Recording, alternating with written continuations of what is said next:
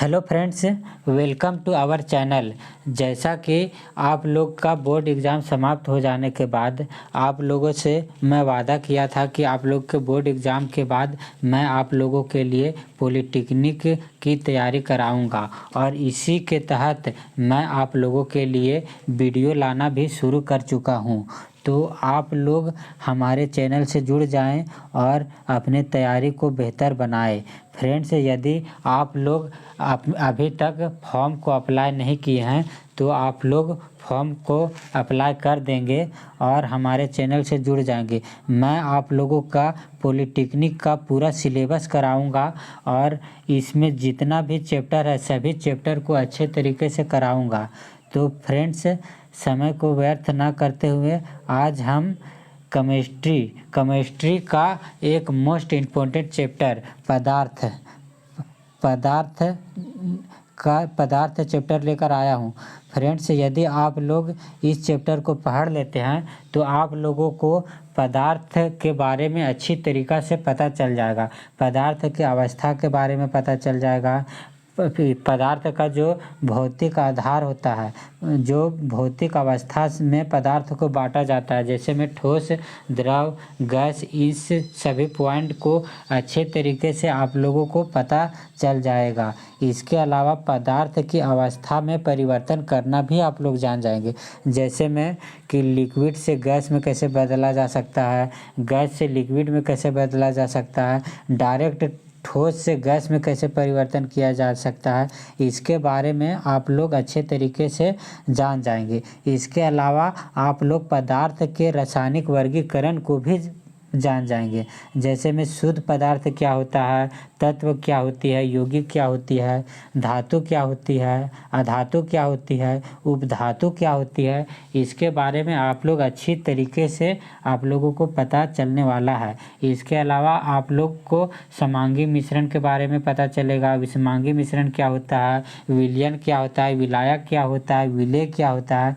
इस सभी पॉइंट को आप लोग अच्छे तरीके से समझ पाएंगे। इसके अलावा आप लोग मिश्रण को अलग करने की विधियां भी जानेंगे, जैसे में ऊर्ध्वपातन विधि से कौन सा मिश्रण को अलग किया जाता है, आसवन विधि से कौन सा मिश्रण को अलग किया जाता है, वाष्पीकरण विधि से कौन सा मिश्रण को अलग किया जाता है।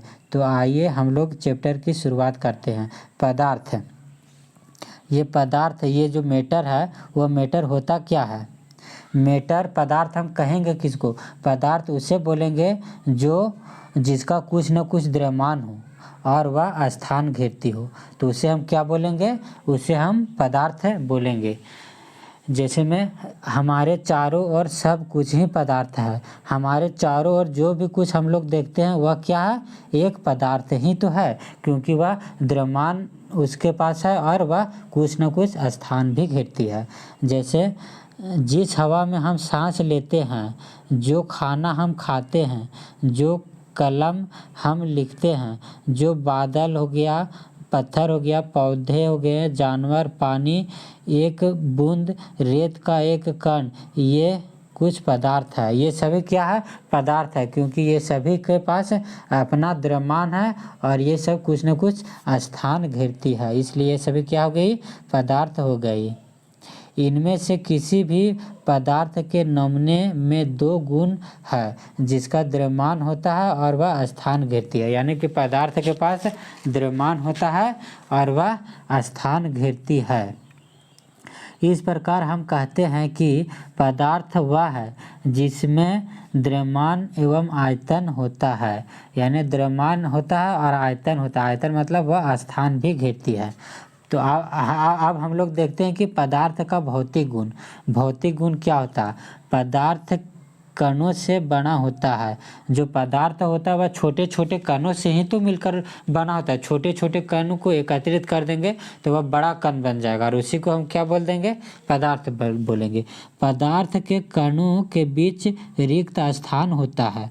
दो पदार्थ है, इन दोनों के बीच क्या होती है? कुछ न कुछ रिक्त स्थान होती है।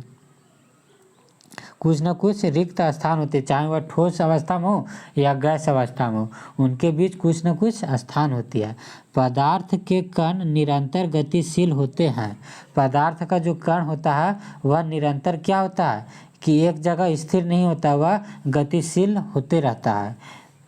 पदार्थ के कण एक दूसरे को आकर्षित करते हैं। जो पदार्थ का जो कण होते हैं, पदार्थ का जो दो कण होते हैं एक दूसरे को क्या करते हैं, आकर्षित करते हैं।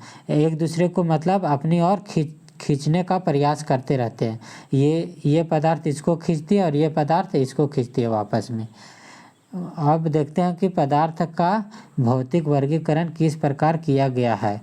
तो पदार्थ का जो भौतिक वर्गीकरण है वह मुख्य रूप से कितने प्रकार से किया गया है, तो मुख्य रूप से 3 प्रकार से किया गया है। एक हो गया ठोस, दूसरा हो गया द्रव और तीसरा हो गया गैस। ठोस अवस्था के वस्तु के निश्चित आकृति और आयतन निश्चित होते हैं, यानी कि जो ठोस अवस्था होती है उसका आकृति भी निश्चित होती है और आयतन भी एक निश्चित होता है। जो तरल अवस्था का जो पदार्थ होती है वह किसी निश्चित तापमान पर द्रव का निश्चित आयतन होता है और यह किसी बर्तन का आकृति ले लेता है, इसमें उसे उड़ेला जाए। यानी कि जो द्रव होती है, द्रव का जो आयतन होती है वह निश्चित होती है, लेकिन उसका जो आकृति होती है वह निश्चित नहीं होती है। द्रव का आयतन तो निश्चित होती है, लेकिन जो उसका आकृति है वह निश्चित नहीं होती है। क्यों निश्चित नहीं होती है? क्योंकि द्रव को जिस रूप में रखा जाए वह उसी रूप ग्रहण कर लेता है। जैसे में द्रव को यदि हम अगर एक गिलास में रखेंगे तो वह द्रव क्या होता है, गिलास का रूप में परिवर्तन हो जाता है। यदि उसे एक बाल्टी में रखा जाए तो वह एक बाल्टी के रूप में परिवर्तन हो जाता है। और गैस क्या होती है, किसी दिए गए तापमान पर गैस का न तो कोई निश्चित आकृति होती है और न ही निश्चित आयतन होता है। जो गैस होता है उसके पास ना तो आकृति ही निश्चित होती है और ना ही उसके पास आयतन ही निश्चित होती है। यानी कि हम लोग ठोस, द्रव और गैस से हम क्या सीखें कि जो ठोस होती है उसका आकृति भी निश्चित होती है और आयतन भी निश्चित होती है। द्रव जो होती है उसका सिर्फ आयतन निश्चित होती है लेकिन आकृति निश्चित नहीं होती है। और जो गैस है उसका ना तो आकृति निश्चित होती है और ना ही आयतन निश्चित होती है। द्रव या पदार्थ की अवस्था। पदार्थ का मुख्य रूप से कितना अवस्था होती है? पदार्थ का मुख्य रूप से 4 अवस्था होती है। पहला क्या हो गया, ठोस अवस्था होती है, दूसरा तरल अवस्था होती है, तीसरा गैस और चौथा प्लाज्मा अवस्था होती है। निश्चित तापमान पर पदार्थ की अवस्था में परिवर्तन, यानी कि तापमान को अगर निश्चित रखा जाए तो पदार्थ की अवस्था किस प्रकार से परिवर्तन होता है। जैसे में ठोस से द्रव में परिवर्तन, अगर कोई पदार्थ ठोस अवस्था में है और उसे अगर हमको द्रव में बदलना है तो वह किस विधि से, किस तरह से परिवर्तन होगा, तो वह मेल्टिंग से परिवर्तन होगा, यानी कि संलग्न तरीका से वह परिवर्तन होगा। यानी कि ठोस, मान लेते कि बर्फ एक ठोस है और बर्फ को हमको द्रव यानी पानी में बदलना है, तो कैसे बदलेंगे, संगलन करके हम उसको बदलेंगे। द्रव से गैस में परिवर्तन, कोई द्रव अवस्था में है और उसको हमको गैस में बदलना है तो कैसे परिवर्तन करेंगे, वाष्पीकरण प्रक्रिया द्वारा परिवर्तन होता है। जैसे में पानी क्या है, एक प्रकार से द्रव अवस्था में है, पानी को हम हीट करेंगे, गर्म करेंगे तो वह किस रूप में परिवर्तन हो जाएगा, गैस में परिवर्तन होगा। तो इसी को हम क्या बोलेंगे, वाष्पीकरण बोलेंगे। गैस से प्लाज्मा में परिवर्तन, इस गैस से प्लाज्मा में परिवर्तन को हम क्या बोलेंगे, आयनीकरण बोलेंगे। ठोस से गैस में परिवर्तन, इसको हम क्या बोलेंगे, ऊर्ध्वपातन बोलेंगे, यानी कि सब्लिमेशन। कोई पदार्थ ठोस अवस्था में और वह डायरेक्ट किस में बदल गया, गैस अवस्था में, वह कौन सा, आप लोग कमेंट करके बताइएगा कि वह कौन सा वस्तु है जो डायरेक्ट ठोस से गैस में परिवर्तन हो जाता है। एग्जाम्पल के लिए हम लोग देखते हैं कि ammonium chloride, naphthalene, anthracene, iodine, ये सभी क्या होती है, ठोस से गैस में बदलते हैं। गैस से ठोस में परिवर्तन को क्या बोलते हैं, गैस से ठोस में परिवर्तन, इसको हम निक्षेपण बोलते हैं, यानी कि डिपोजिशन बोलते हैं। कोई पदार्थ गैस में है और उसको हम ठोस में बदल दिए तो इसको क्या बोलेंगे, निक्षेपण बोलेंगे। जैसे पत्तियों पर बर्फ का जमना, हम लोग क्या जानते हैं कि पत्ती के आसपास या पत्ती के ही बगल में क्या होती है, एक गैस होती है, और वो गैस धीरे धीरे पत्तियों पर क्या आ जाती है, बर्फ बन जाती है। तो वह बर्फ आई कहाँ से, वह गैस ही तो थी उसके आसपास में, और वह क्या हो गई, बर्फ बन गई, यानी कि गैस से सीधा ठोस में बदल गई। प्लाज्मा से गैस में परिवर्तन, प्लाज्मा से गैस में परिवर्तन, इसको क्या बोलेंगे, विआयनीकरण बोलेंगे, विआयनीकरण। गैस से द्रव में परिवर्तन, गैस से द्रव में परिवर्तन, इसको क्या बोलेंगे, संघनन बोलेंगे, संघनन बोलेंगे। यानी कि मान लेते कि कोई बर्तन है और कोई बाहर में गैस है, और उस गैस को बर्तन में हम ले आए और उसको हम दबा दिए तो उसको क्या बोलेंगे, संघनन बोलेंगे। द्रव से ठोस में परिवर्तन, द्रव से ठोस में परिवर्तन, इसको क्या बोलेंगे, जमना बोलेंगे, जमना। आइए अब हम लोग देखते हैं गुप्त ऊष्मा। गुप्त ऊष्मा क्या होती है, किसी पदार्थ के भौतिक अवस्था में परिवर्तन के लिए उपयोग में लाई गई ऊष्मीय ऊर्जा को हम गुप्त ऊष्मा कहते हैं। यानी कि भौतिक अवस्था में परिवर्तन के लिए उपयोग में लाई गई ऊष्मीय ऊर्जा को ही गुप्त ऊष्मा कहते हैं। पानी के विशिष्ट गुप्त ऊष्मा को कितना होता है, m/L होता है। m क्या है, पदार्थ का द्रव्यमान, और L क्या है, पदार्थ में उपयुक्त गुप्त ऊष्मा है। गुप्त ऊष्मा का जो SI इकाई होता है वो क्या होता है, जूल पर kg, जूल पर kg होता है गुप्त ऊष्मा का SI मात्रक। और CGS मात्रक क्या होता है, केल्विन पर ग्राम होता है, केल्विन पर ग्राम होता है। अब देखते हैं कि विभिन्न अवस्था के कण, विभिन्न जो ठोस अवस्था का जो पदार्थ होती है उसका जो कण होता है वह वापस में होती है, यानी कि उसका जो डिस्टेंस होता है, उसका जो दूरी होता है बहुत ही कम हो सकता है होता है। आप लोग देख सकते हैं फिगर में कि ये जो ठोस है इसका जो कण है आपस में, इसका जो आपस में जो कण है वह बहुत ही कम गैप है, इतना कम गैप है कि नग्न आँख से हम लोग देख भी नहीं सकते हैं। और जो लिक्विड होती है उसका जो कण होती है वह कुछ दूरी पर होती है, और जो गैस होती है जो उसका जो दो गैस होती है उसका जो कणों के बीच की दूरी है वह बहुत ही दूर में होती है। एक कण यहाँ पर है तो दूसरा कण यहाँ, यानी कि उसका जो डिस्टेंस होती है वह बहुत ही ज़्यादा होती है। घटक कणों के बीच के दूरी में अंतर होने के कारण पदार्थ विभिन्न अवस्था में अंतर होती है। तो विभिन्न अवस्था में अंतर क्यों होती है, क्योंकि उनके कणों के बीच का अंतर अलग अलग होता है। तो आइए हम लोग देखते हैं कि दाब में परिवर्तन का प्रभाव, यानी अगर हम दाब में परिवर्तन करेंगे तो पदार्थ का अवस्था में किस प्रकार से परिवर्तन होगा। किसी सिलेंडर में भरी गैस पर दाब लगने एवं संपीड़न करने पर क्या होगा, क्या इसके कणों के बीच की दूरी कम हो जाएगी। क्या आपको लगता है कि दाब बढ़ने या घटने से पदार्थ की अवस्था में परिवर्तन हो सकता है। आप लोग फ्रेंड्स बताइएगा कि अगर गैस है, सिलेंडर है, सिलेंडर में अगर हम दाब लगाएंगे, यदि कोई गैस ऐसे बाहर से इसमें डालें और इसमें अगर दाब अगर इसमें बढ़ाएं तो क्या होगा, ये जो गैस है वो उसमें कुछ परिवर्तन हो जाएगा। बाहर में क्या था, गैस है, और इसी गैस को हम लाकर सिलेंडर में भर दिए तो क्या हो जाएगा, क्या इसकी अवस्था में कुछ परिवर्तन होगा। तो जी हाँ फ्रेंड्स, बिल्कुल इसकी अवस्था में परिवर्तन हो जाएगा। बाहर में गैस है और इस गैस को जैसे ही अगर इस सिलेंडर में भरते हैं, इसको हम दबा देते हैं तो क्या होता है कि इसमें प्रेशर क्रिएट हो जाता है। प्रेशर क्रिएट होकर जो ये गैस है इसमें आके वह लिक्विड अवस्था में परिवर्तन हो जाता है। दाब के बढ़ने और तापमान घटने से गैस तरल में बदल जाता है। क्या आपने ठोस कार्बन डाइऑक्साइड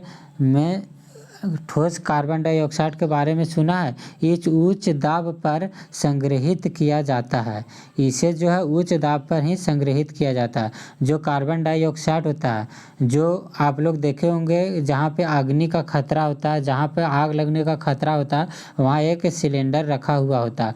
उसमें कौन सा गैस भरा होता है? तो उसमें कार्बन डाइऑक्साइड ही गैस भरा होता है, ताकि आग लग जाने के बाद उसे अगर खोल दिया जाए तो वह आग को बुझा देता है।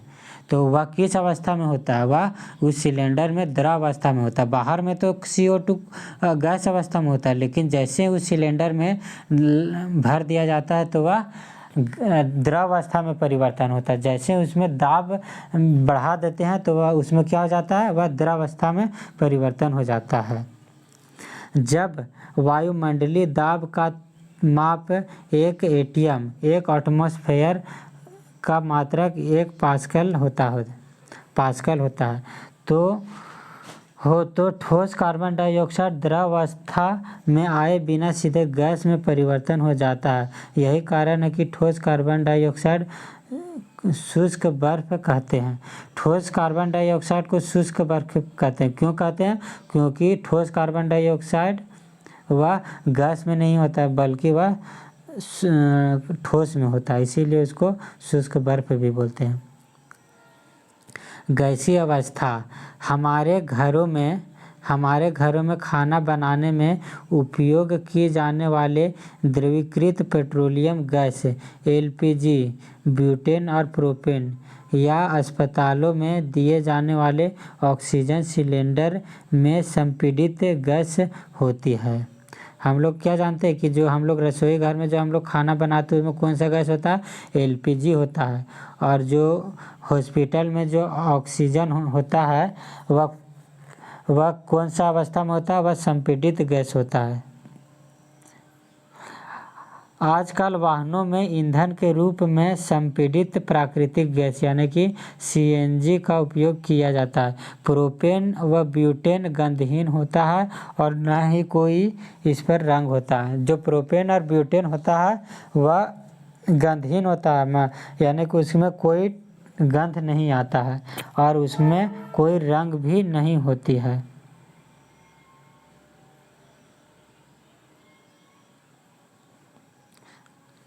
LPG में गंध के लिए एथिन मर्केप्टन को मिलाया जाता है।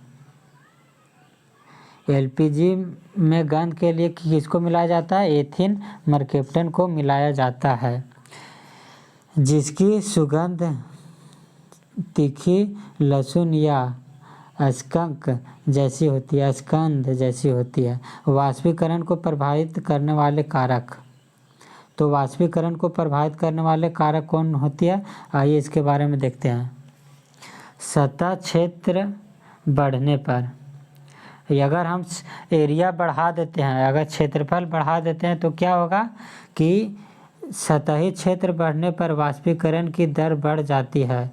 जैसे कपड़े सुखाने के लिए इन्हें फैला देते हैं तो क्या होता है कि अगर एरिया बढ़ा देते हैं तो उसका जो वाष्पीकरण का जो दर है वह बहुत ही ज़्यादा हो जाती है। यानी कि पहले जो वाष्पीकरण का दर बहुत कम था जब उसका सतह छोटा था, लेकिन जैसे ही सतह को हम बड़ा कर देते हैं तो वह उसका वाष्पीकरण का दर क्या हो जाता है? बढ़ जाता है। जैसे में हम लोग जब हम किसी बर्तन में हम भोजन रखते हैं, छोटा बर्तन में, तो वह बहुत ही गर्म होता है और जैसे ही उस छोटा बर्तन से किसी बड़ा बर्तन में अगर इसी भोजन को निकाल कर रख दिया जाता है तो क्या होता है? बहुत ही जल्दी ठंडा हो जाता है। क्यों जल्दी ठंडा हो जाता है? क्योंकि उसमें वाष्पीकरण का दर ऐसे बढ़ गया, यहाँ पे कम था और यहाँ पे ज़्यादा हो गया।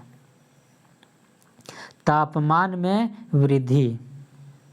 तापमान बढ़ने पर अधिक कणों को पर्याप्त गतिज ऊर्जा मिलती है जिससे वे वाष्पीकृत हो जाते हैं।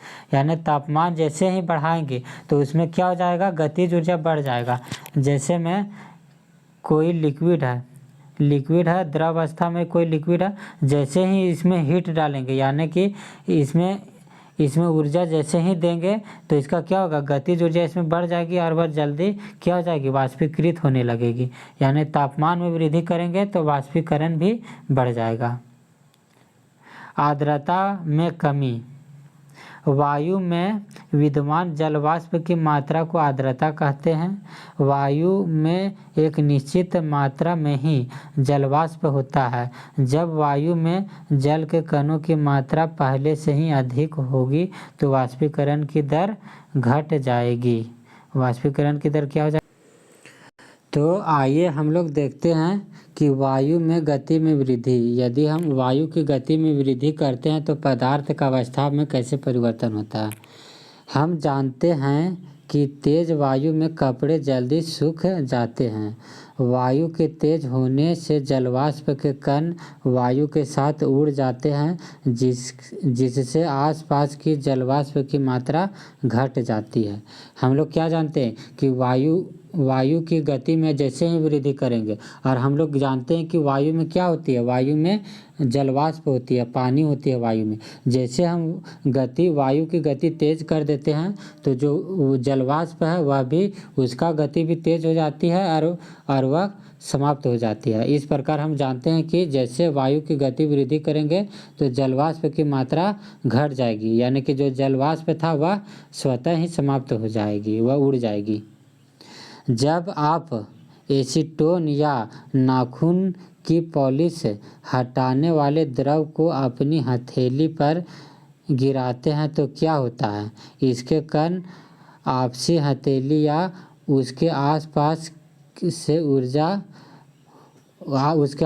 ऊर्जा प्राप्त कर लेते हैं और वाष्पीकृत हो जाती है जिससे हथेली पर शीतलता महसूस होती है। तेज दिन वाले गर्म दिन के बाद लोग अपनी छत या खुले स्थान पर जल छिड़कते हैं क्योंकि जल के वाष्पीकृत की गुप्त ऊष्मा गर्म सतह को शीतलता बनाती है। बर्फीले जल से भरे गिलास की बाहरी सतह पर जल की बूंदें क्यों नजर आती है? वायु में उपस्थित जलवाष्प की ऊर्जा ठंडे पानी के संपर्क में आकर कम हो जाती है और यह द्रवावस्था में बदल जाता है जो हमें जल की बूंदों के रूप में नजर आता है। अब हम लोग देखते हैं कि पदार्थ का रासायनिक वर्गीकरण किस प्रकार होता है। पदार्थ का भौतिक वर्गीकरण हम लोग जान चुके हैं। अब हम लोग पदार्थ का रासायनिक वर्गीकरण के बारे में जानते हैं। पदार्थ का जो रासायनिक वर्गीकरण होता है वह मुख्य रूप से दो प्रकार का होता है। एक शुद्ध पदार्थ होता है और दूसरा अशुद्ध मिश्रण होता है। शुद्ध प्रकार दो तरह का होता है, एक तत्व और एक यौगिक होता है। और तत्व भी तीन प्रकार का, धातु, अधातु, उपधातु। और अशुद्ध मिश्रण जो होता है वह दो तरह का होता है, एक समांगी मिश्रण होता है और दूसरा विषमांगी मिश्रण होता है। और समांगी मिश्रण भी समांगी विलयन क्या है, एक प्रकार का समांगी मिश्रण ही है। अब जानते हैं तत्व क्या होता है। तत्व पदार्थ का एक मूल रूप है जिसे रासायनिक अभिक्रिया द्वारा सरल पदार्थ में नहीं तोड़ा जा सकता है। तत्व क्या मूल अवस्था है। तत्व में किसी भी दूसरे अवस्था का या दूसरे पदार्थ का मिलावट इसमें नहीं होता है। तत्व जो है वह अकेला होता है, किसी इसका मिलावटी ये नहीं होता है। तत्व शुद्ध तत्व शब्द सर्वप्रथम रॉबर्ट बाथल ने दिया था और तत्व की परिभाषा एंटोनी ल्यूरेंट लोइजर ने इसको दिया था। परिभाषा तत्व की परिभाषा किसने दिया था, तो एंटोनी ल्यूरेंट लेवोजियर ने दिया था। जैसे में तत्व का example helium, hydrogen, helium, lithium या आवर्त सारणी का जितना भी 118 तत्व है सभी तत्व का उदाहरण है। अब हम लोग देखते हैं कि यौगिक क्या होती है। यौगिक यानी कंपाउंड दो या दो से अधिक रासायनिक तत्वों के निश्चित अनुपात में संयोजन के परिणाम स्वरूप यौगिक का निर्माण होता है। जैसे में दो या दो से अधिक तत्वों को किसी निश्चित अनुपात में अगर मिला दिया जाए, यदि हाइड्रोजन और ऑक्सीजन है, हाइड्रोजन भी एक तत्व और ऑक्सीजन भी एक तत्व है, अगर एक निश्चित अनुपात में मिला देंगे तो यह क्या बन जाएगा, तो यह एक यौगिक बन जाएगा। तो H2O यानी कि जल क्या एक प्रकार का यौगिक है।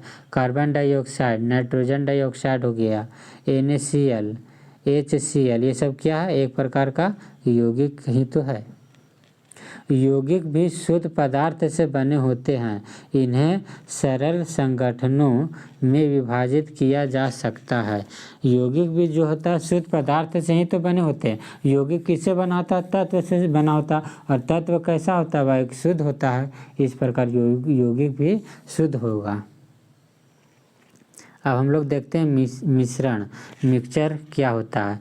मिश्रण रासायनिक अभिक्रिया की अनुपस्थिति में दो या दो से अधिक पदार्थों का भौतिक संयोजन है जिसमें पदार्थ की मूल विशेषताओं में कोई परिवर्तन नहीं होता है। समांगी मिश्रण, हेमोजेनियस मिक्सचर। समांगी मिश्रण एक समान संगठन वास्तविक विलयन भी कहलाता है। जैसे में जल एवं चीनी का मिश्रण, जल और चीनी का मिश्रण क्या है, समांगी मिश्रण है, क्योंकि यह एक निश्चित मात्रा में एक मिला हुआ रहता है एक दूसरे में। विलयन, विलयन किसे बोलेंगे, विलायक और विलेय दोनों को जोड़ देंगे तो क्या बन जाएगा, विलयन। विलायक क्या होता है, जो अपने में घुलाने वाला होता है। जैसे में पानी, पानी क्या हो जाएगा, विलायक हो जाएगा, क्योंकि पानी ऐसे दूसरे पदार्थ को मिलाता है, चीनी को मिला लेता है अपने में, तो पानी विलायक होगा। विलेय क्या होता है, जो किसी दूसरे में जाकर घुल जाता है। जैसे में चीनी, चीनी क्या है, पानी में जाकर घुल गया तो चीनी क्या हो जाएगा, विलेय हो गया। सांद्रता, सांद्रता क्या होती है, विलयन के द्रव्यमान प्रतिशत। विलयन का द्रव्यमान प्रतिशत अगर हम निकालना चाहें तो कैसे निकलेंगे, विलेय पदार्थ का द्रव्यमान बटा विलयन का द्रव्यमान इंटू 1000। और अगर द्रव्यमान या विलयन के आयतन प्रतिशत निकालना चाहते हैं तो विलेय पदार्थ का द्रव्यमान बटा विलयन का आयतन। यहाँ पर द्रव्यमान प्रतिशत निकालना है तो नीचे यहाँ भी द्रव्यमान होगा, और यहाँ पे आयतन प्रतिशत निकालना है तो यहाँ भी आयतन प्रतिशत ही होगा। आइए एक क्वेश्चन देखते हैं, उसके बारे में हम समझेंगे कि विलयन विलायक किस प्रकार से काम करता है। एक विलयन में 320 ग्राम पानी है और 40 ग्राम साधारण नमक है। विलयन के द्रव्यमान या द्रव्यमान प्रतिशत के संदर्भ में सांद्रता की गणना करें। तो हम पहले जान जाएगा कि इसमें विलेय क्या है। विलेय ऐसे नमक है, साधारण नमक है जो कि 40 ग्राम है, और विलायक क्या है, पानी है जो कि 320 ग्राम है। तो विलयन क्या हो जाएगा, विलायक प्लस विलेय, यानी 320 प्लस 40 इक्वल टू 360। 360 क्या हो जाएगा, विलयन हो गया। और हम लोग जानते हैं कि विलयन के द्रव्यमान प्रतिशत कैसे निकलता है, तो विलेय का द्रव्यमान प्रतिशत बटा विलयन का द्रव्यमान इंटू 1000, तो 40 बटा 360 गुने 100 तो इक्वल टू क्या हो जाएगा, 11.11% हो जाएगा। आइए अगला टॉपिक देखते हैं, विषमांगी मिश्रण। विषमांगी मिश्रण पदार्थ के सम्मिलन का ऐसा संगठन जिसमें पदार्थ एक समान न होकर परस्पर अलग अलग दिखाई देते हैं। इन्हें पुनः दो वर्गों कोलाइड और विलयन में विभाजित किया जाता है। हम लोग देखते हैं कि विलयन, कोलॉइड और निस्पंदन किस प्रकार से यह कार्य करता है। विलयन क्या है? विलयन एक प्रकार का समांगी मिश्रण है, जबकि कोलॉइड है सो विषमांगी मिश्रण। और निस्पंदन क्या है? यह भी विषमांगी मिश्रण ही होता है। जो विलयन का आकार होता है वह 1 नैनोमीटर होता है और कोलॉइड का जो आकार होता है वह 1 से लेकर 100 के बीच नैनोमीटर होता है और 100 से ऊपर निस्पंदन का होता है कणों का आकार। नेक्स्ट, कणों को नग्न आँखों से नहीं देखा जा सकता। जो कण होता है, जो विलयन का जो कण होता है उसको हम नग्न आँखों से नहीं देख सकते। कोलॉइड के कण इतने छोटे होते हैं उन्हें नग्न आँखों से नहीं देखा जा सकता है, ये भी अस्थायी होते हैं।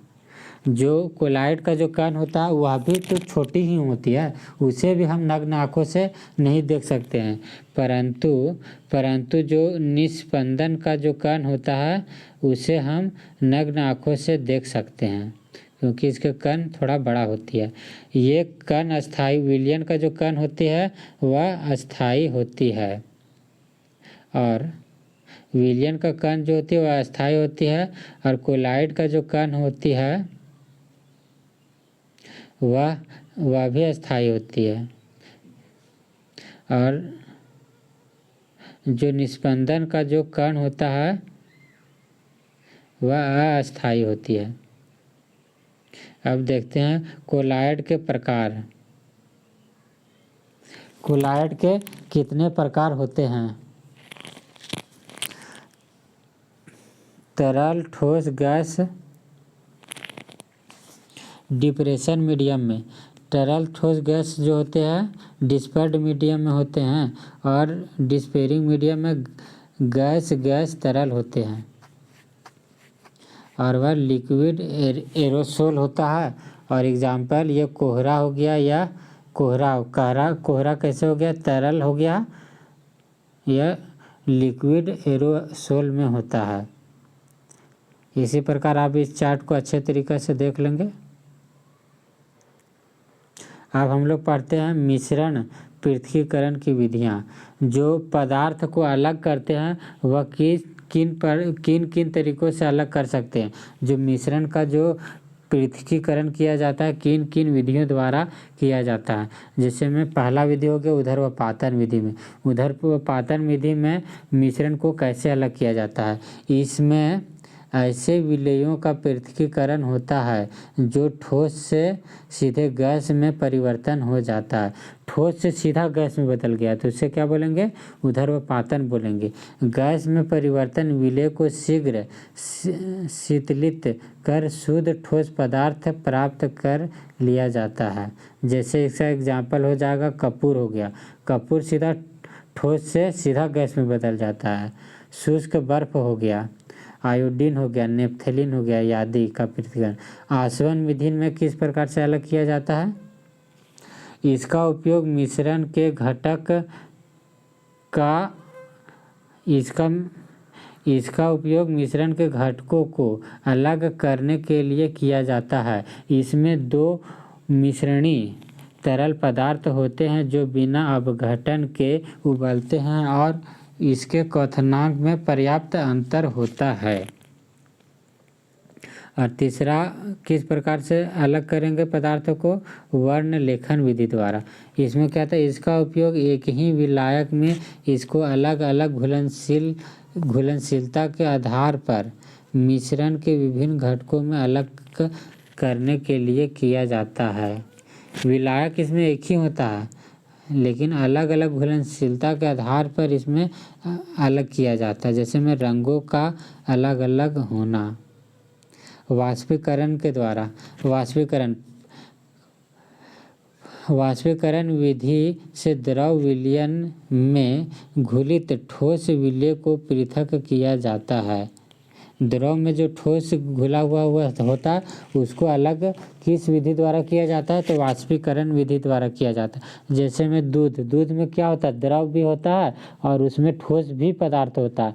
तो वाष्पीकरण विधि द्वारा वाष्पीकृत करके उसका जो लिक्विड को निकाल दिया जाता है और जो ठोस अवस्था रहता है वह ठोस बच जाता है। इस प्रकार इसको वाष्पीकरण विधि द्वारा अलग किया जाता है। यह ठोस द्रव के वाष्पीकरण के बाद तली में शेष रह जाता है। जैसे में खारे जल में नमक का बनना। खारे जल में क्या होता है, नमक भी होता है और पानी भी होता है, लेकिन जब उसको हीट कर दिया जाता है, उसको वाष्पीकृत कर दिया जाता है तो पानी उड़ जाता है और नमक उसमें बच जाता है।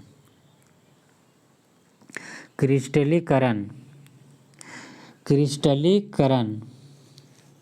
यह विलेय के पृथक्कीकरण की विधि है। इसमें मिश्रण को गर्म किया जाता है। इसमें उपस्थित विलेय पदार्थ रवेदार रूप में अलग हो जाता है और अशुद्ध पदार्थ विलयन में ही बचा रह जाता है। जैसे वॉशिंग सोडा हो गया, नीला होता है, एग्जाम्पल है इसका। दूसरा हो गया अवसादन या निस्तारण। अवसादन एक ऐसी प्रक्रिया है जिसमें किसी तरल पदार्थ में मौजूद भारी ठोस कण कंटेनर के निचले भाग में बंध जाते हैं। निस्तारण हल्के तरल को झुकाकर और निकालकर अलग करने या दूसरे बर्तन में डालने की एक प्रक्रिया है। उदाहरण के पानी को कीचड़ से अलग करना, पानी को पत्थर से अलग करना। नेक्स्ट हो गया निस्यंदन विधि द्वारा कैसे पदार्थों का अलग किया जाता है। जब सरल मिश्रण से अघुलनशील ठोस पदार्थों का पृथक्कीकरण छन्नी के माध्यम से किया जाता है, यह निस्यंदन कहलाता है। जैसे गंदे जल का भौतिक शुद्धिकरण। अपकेंद्रण विधि द्वारा कैसे परिवर्तन किया जाता है।